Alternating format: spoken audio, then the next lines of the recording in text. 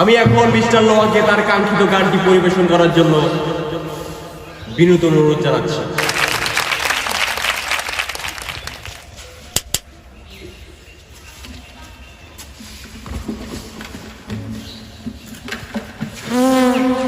Hello hello check hello এই মামা টুনটা একটু হিন্ডে ধরেন তো। হ্যালো হ্যাঁ হ্যাঁ ভোকাল ঠিক আছে, লাউডটা একটু দাবান। ঠিক আছে। কেমন আছেন আপনারা সবাই? অনেক ভালো আছি। আমরা এখন গান শুরু করছি। ও গুরু ঘর বানাইলাম